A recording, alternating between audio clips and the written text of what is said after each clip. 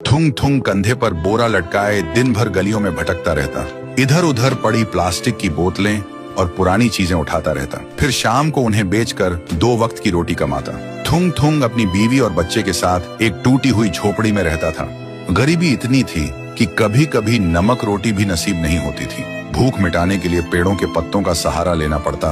फिर भी थुंग थुंग ने कभी चोरी का सहारा नहीं लिया। एक दिन थुंग थुंग थका हारा श्मशान के पास बैठा था। शाम ढल चुकी थी और हवा में जले हुए लकड़ों की बू थी। तभी उसे मिट्टी के नीचे से हल्की सी रोशनी चमकती दिखी।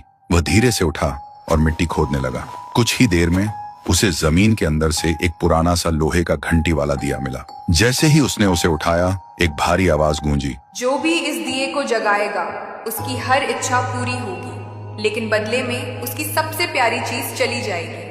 थुंग थुंग का दिल जोर जोर से धड़कने लगा। वह मन ही मन सोचने लगा, सबसे प्यारी चीज मतलब क्या?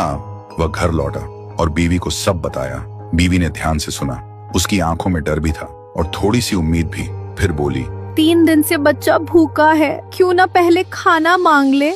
थुंग थुंग ने कांपते हाथों से दिया जलाया और धीरे से बोला, हे दिए, मेरे भूखे बच्चे के लिए अनाज दे दो, बस पेट भर खाना दे दो। अचानक से उसके सामने कृष्णा होटल की फेमस दाल बाफला बाटी आ गई। फिर तीनों ने मिलकर पेट भर के दाल बाटी खाई। दाल बाटी इतनी स्वादिष्ट लगी कि उनको मजा ही आ गया। तो आप भी जल्दी आइए और मजे लीजिए।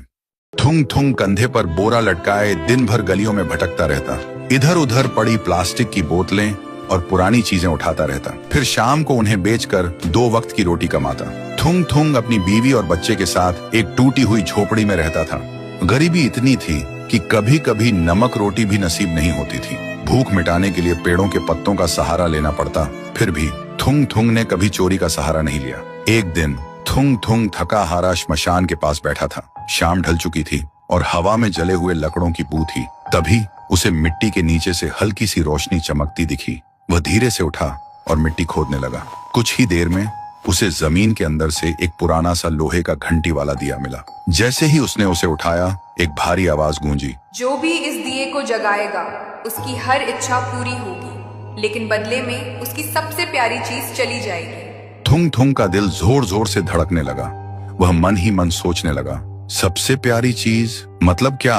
वह घर लौटा और बीवी को सब बताया। बीवी ने ध्यान से सुना।